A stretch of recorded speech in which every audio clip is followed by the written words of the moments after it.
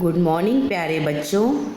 आज मैं आपको बीटीआर के सेमेस्टर स्कीम के अकॉर्डिंग अप्लाइड फिज़िक्स 1 के यूनिट 3 रोटेशनल मोशन के टॉपिक 3.12 को डिस्कस करने जा रही हूँ।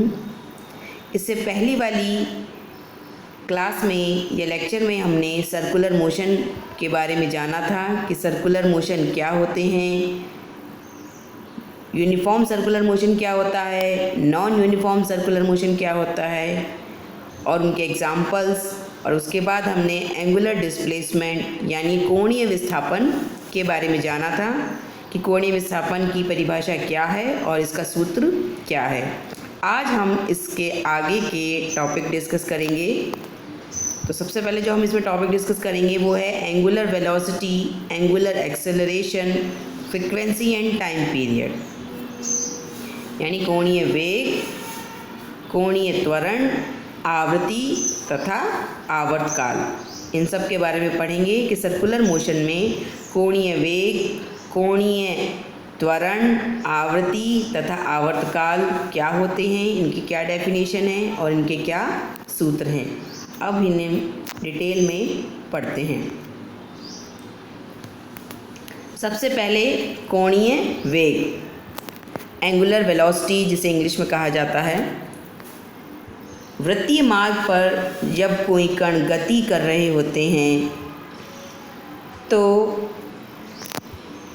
माना किसी समय वह किसी बिंदु A पर है और कुछ समय पश्चात वह किसी बिंदु B पर चला जाता है, तो उसने जितना कोण विसर्पित किया उसे कोणीय विस्थापन कहा जाता है। यह हम पहले आपको बता चुके हैं। तो कोणीय वेग क्या होगा कि कोणीय विस्थापन में परिवर्तन की दर, यानी कितने समय में कितना कोण विसर्पित करता है। तो कोणीय विस्थापन की परिवर्तन की दर उस कण का कोणीय वेग कहलाता है। या यूँ कह सकते हैं कि जब कोई कण वृत्ताकार पथ पर गति कर रहा होता है तो कण को वृत्त के केंद्र से मिलाने वाली एक रेखा अगर हम माने तो वह रेखा 1 सेकंड में जितने कोण से घूम जाती है उसे ही उस कण का कोणीय वेग कहते हैं। इसे ओमेगा से दर्शाया जाता है।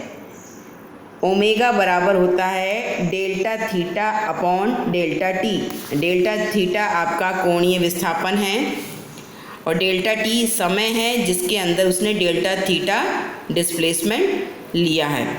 तो हम ये कह सकते हैं कि ओमेगा बराबर या कोणीय वेग बराबर होता है D theta upon D T या delta theta upon delta T.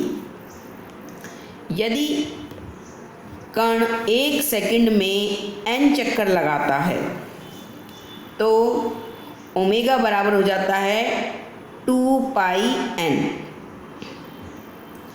1 second में अगर n चक्कर लगाएगा तो ओमेगा बराबर हो जाता है 2 पाई n। क्यों? क्योंकि एक चक्कर में कण कितने रेडियन से घूम जाता है, कितना कोण घूम जाता है, 360 डिग्री। एक चक्कर का मतलब होता है कि वस्तु 360 डिग्री कोण से घूम चुकी है। तो इसलिए हमने ओमेगा बराबर लिखा है 2 पाई n। यदि वृत्ताकार मार्ग की त्रिज्या r है और कण 1 सेकंड में n चक्कर लगा रहा है तो उसके द्वारा 1 सेकंड में चली गई दूरी कितनी होगी, जितनी की वृत्त की परिधि है उसको अगर हम n चक्करों से गुणा कर दें तो हमें टोटल डिस्टेंस पता लग जाएगा कि वह दिए गए समय के अंदर कितनी दूरी उसने तय करी है। तो वृत्त की परिधि क्या होती है, 2 पाई r। जिस पथ पे वह चक्कर काट रहा है, सर्कुलर पथ पे चक्कर काट रहा है, तो उस पथ की त्रिज्या है r। तो उस पथ पर कितनी दूरी तय करता है एक चक्कर में, 2 पाई r। और यदि उसने 1 सेकंड में n चक्कर काटे हैं तो टोटल उसने कितना डिस्टेंस ट्रेवल किया है, जो उसकी दूरी है जिसे हम रेखीय वेग कहेंगे, वह हो जाएगा 2 पाई r इंटू n। यानी वस्तु द्वारा तय की गई दूरी जो है वह अपन ने निकाली दी है। तो उसकी वेलोसिटी जो उसकी रेखीय वेग है वो v है 2 पाई r n। अब 2 पाई आर एन को हम इस प्रकार से लिख सकते हैं कि 2 पाई एन इंटू आर, और 2 पाई एन आपको अभी बता चुके हैं कि ओमेगा बराबर क्या होता है 2 पाई एन। 1 सेकेंड में जितना कोण घूम जाते हैं तो वो ओमेगा बराबर 2 पाई एन। अगर 1 सेकेंड में एन चक्कर काटते हैं तो ओमेगा कितना हो जाता है 2 पाई एन। तो रेखीय वेग को हम इस तरह से लिख सकते हैं v is equals to 2 pi n into r, और 2 पाई एन ओमेगा होता है तो v बराबर हो जाता है ओमेगा इंटू आर। तो यहाँ हमें एक संबंध ज्ञात हो जाता है रेखीय वेग और कोणीय वेग में। रेखीय वेग मतलब लीनियर वेलोसिटी और कोणीय वेग मतलब एंगुलर वेलोसिटी। तो क्या संबंध है लीनियर वेलोसिटी और एंगुलर वेलोसिटी में? लीनियर वेलोसिटी v बराबर होती है एंगुलर वेलोसिटी ओमेगा गुणा जिस सर्कुलर पथ पे वह चक्कर काट रहा है उस सर्कुलर पाथ की त्रिज्या r। तो v बराबर होता है ओमेगा इंटू आर। कोणीय वेग जो हम यहाँ पढ़ रहे हैं वह एक सदिश राशि होती है, और कोणीय वेग का मात्रक आप सूत्र से भी देख सकते हैं रेडियन बटा सेकंड होगा, क्योंकि कोणीय विस्थापन रेडियन में पढ़ा जाता है और समय सेकंड में। तो कोणीय वेग का मात्रक रेडियन प्रति सेकंड होता है, और इसका विमीय सूत्र t की पावर -1 होता है। तो आपको अच्छे से समझ में आ गया होगा कि कोणीय वेग क्या है वृत्ताकार मोशन में, वृत्तीय गति में। अब हम कोणीय त्वरण के बारे में जानेंगे कि चूंकि अभी अभी अपन ने कोणीय वेग पढ़ा है, तो अगर कोणीय वेग एग्जिस्ट कर रहा है, एंगुलर वेलोसिटी अगर कहीं उत्पन्न हो रही है, तो उस एंगुलर वेलोसिटी के मान में परिवर्तन भी आ रहा है, तो कोणीय त्वरण ज़रूर उत्पन्न होगा। कोणीय वेग में परिवर्तन की दर को ही कोणीय त्वरण कहते हैं, और इसका मात्रक क्या होगा रेडियन प्रति वर्ग सेकंड या रेडियन बटा सेकंड स्क्वायर, और इसे अल्फा से प्रदर्शित किया जाता है। किससे प्रदर्शित करते हैं इसे? अल्फा से। देखिए त्वरण में रैखिक त्वरण या लीनियर एक्सेलरेशन को स्मॉल a से दिखाया जाता है, और एंगुलर एक्सेलरेशन कोणीय त्वरण को अल्फा से दिखाते हैं। अब यहाँ भी हम a तथा अल्फा में रिलेशन बताएंगे कि क्या संबंध है रेखीय त्वरण और कोणीय त्वरण में। रेखीय त्वरण आप सभी जानते हैं फॉर्मूले से, रेखीय त्वरण होता है rate of change of linear velocity, या वेग में सिंपल रैखिक वेग में परिवर्तन की दर ही रैखिक त्वरण होता है। a is d we upon D t. और एंगुलर एक्सेलरेशन क्या होता है? अभी अभी अपने डेफिनेशन से पढ़ा है, एंगुलर एक्सेलरेशन होता है rate of change of angular velocity, कोणीय वेग में परिवर्तन की दर। तो अल्फा बराबर क्या हो जाएगा डी ओमेगा बटा डी टी। इन्हें अपन ने इक्वेशन 1 और इक्वेशन 2 से दर्शा रखा है। तो इक्वेशन 1 और 2 से देखिए, अगर 1 में 2 का डिवाइड करते हैं तो हमें क्या मिलता है डी वी बटा डी ओमेगा बराबर A upon alpha equals to D we upon D omega. और इसको हम कैसे लिख सकते हैं? v हम जानते हैं रैखिक वेग v इक्वल्स होता है ओमेगा इंटू आर। तो d अपॉन डी ओमेगा और v का मान r ओमेगा रखें और इसको सरल करें। r क्या है? वृत्त की त्रिज्या, जिस सर्कुलर पथ पर वस्तु वृत्तीय गति कर रही है उस सर्कुलर पाथ की त्रिज्या है। चूँकि यह त्रिज्या कांस्टेंट है, इसके मान में कोई परिवर्तन नहीं हो रहा है क्योंकि वे एक समान गति से गति करते हैं। तो r कांस्टेंट है, तो हमने इसको डिफरेंशिएशन के बाहर लिया तो हमारे पास क्या आया a अपॉन अल्फ़ा बराबर r डी ओमेगा बटा डी ओमेगा, जिसका मान 1 हो गया। अतः a बराबर रह गया हमारे पास क्या अल्फ़ा इंटू r। तो हमारे पास क्या संबंध आ गया कि जो रैखिक त्वरण है a वह बराबर होता है कोणीय त्वरण अल्फा गुणा वृत्त की त्रिज्या इंटू r के बराबर होता है। वेक्टर फॉर्म में भी दिखा रखा है कि वेक्टर a बराबर क्या है vector alpha into vector r क्या है, यहाँ वृत्त की त्रिज्या है। यहाँ जो हमें त्वरण प्राप्त होता है जिसे हम रैखिक त्वरण कह रहे हैं, यह वास्तविकता में टेंजेंशियल एक्सेलरेशन होता है, AT, टेंजेंशियल एक्सेलरेशन। आपको मैंने इससे पहले जब नॉन यूनिफॉर्म मोशन पढ़ाया था, नॉन यूनिफॉर्म सर्कुलर मोशन, तब मैंने वहाँ आपको दो त्वरण बताए थे, एक रेडियल एक्सेलरेशन और एक टेंजेंशियल एक्सेलरेशन। रेडियल एक्सेलरेशन हमेशा केंद्र की ओर लगता है, वस्तु के ऊपर जिस धुरी के सापेक्ष वह घूम रहा होता है उस धुरी की तरफ केंद्र की ओर लगने वाला त्वरण, वो रेडियल एक्सेलरेशन कहलाता है, जिसे हम सेंट्रीपिटल एक्सेलरेशन भी कहते हैं, अभिकेंद्रीय त्वरण भी कहते हैं, क्योंकि उस पर त्वरण के कारण लगने वाला अभिकेंद्रीय बल भी उसी दिशा में लगता है। साथ ही उस पर एक और त्वरण लगता है नॉन यूनिफॉर्म सर्कुलर मोशन में, जो उस वस्तु पर टेंजेंशियल डायरेक्शन में रेडियल एक्सेलरेशन के सही 90 डिग्री के कोण पर वस्तु के गति की दिशा में एक और त्वरण उत्पन्न होता है, जिसे हम टेंजेंशियल एक्सेलरेशन कहते हैं। और उस टेंजेंशियल एक्सेलरेशन का मान अल्फा इंटू आर होता है। अल्फा जहाँ कोणीय त्वरण है और आर उस वृत्त की त्रिज्या है।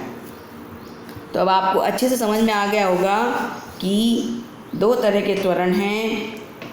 यूनिफॉर्म सर्कुलर मोशन के अंदर केवल एक ही त्वरण एग्जिस्ट करता है, जिसे हम रेडियल एक्सेलरेशन या सेंट्रीपिटल एक्सेलरेशन कहते हैं, जबकि नॉन यूनिफॉर्म सर्कुलर मोशन के अंदर दो त्वरण उत्पन्न होते हैं, एक रेडियल एक्सेलरेशन और दूसरा टेंजेंशियल एक्सेलरेशन।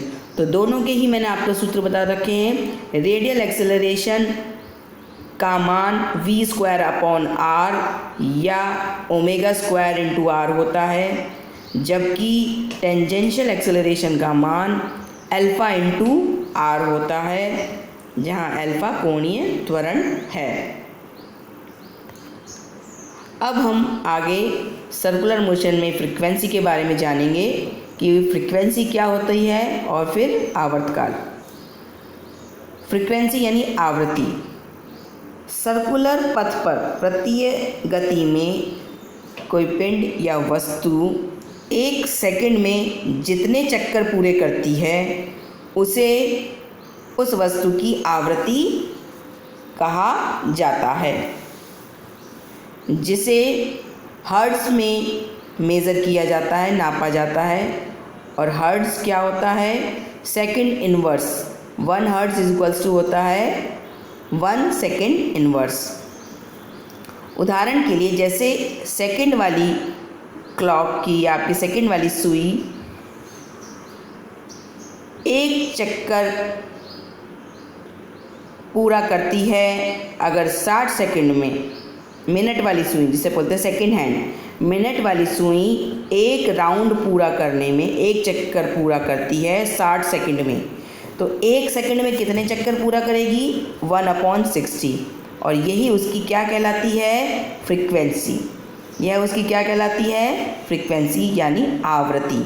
तो किसी चीज़ की आवृत्ति f, जिसे हम स्मॉल f से इंडिकेट करते हैं, तो आवृत्ति f बराबर होता है ω/2π। ये सर्कुलर मोशन में फ्रीक्वेंसी f का फॉर्मूला है। f इक्वल्स टू होता है ω/2π। ओमेगा क्या है? Angular velocity. और 2π क्या है?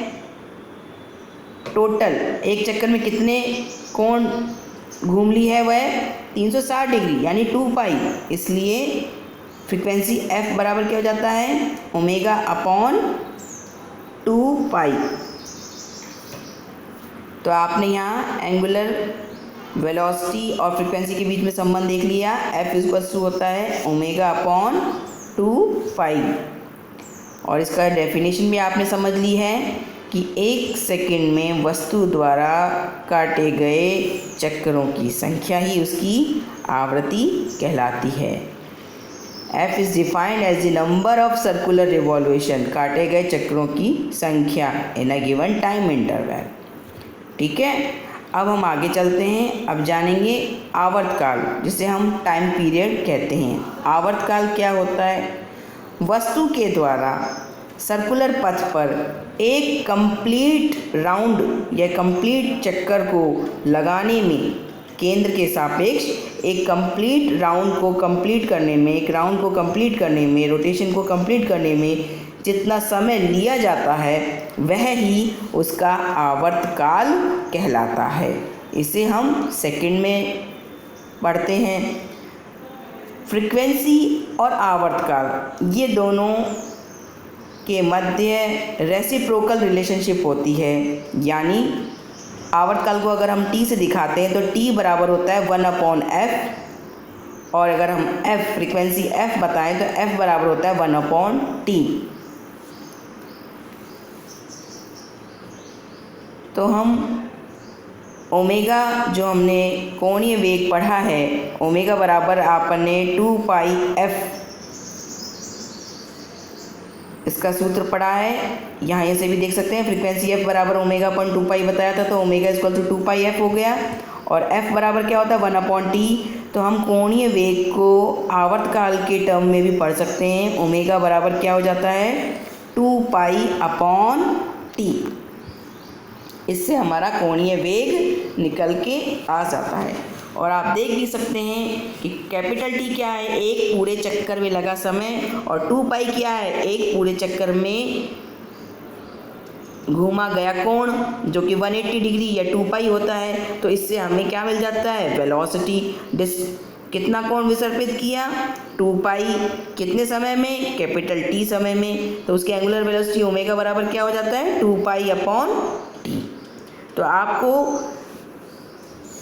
एंगुलर वेलोसिटी के सभी रूप के फॉर्मूले याद बता दिए गए हैं कि omega in terms of frequency क्या होगा, omega in terms of time period क्या होता है। यह सभी फॉर्मूले आपको अच्छे समझ में आ गए होंगे, और साथ ही इनकी डेफिनेशन भी समझ में आ गई होगी। आज के लिए इतना ही।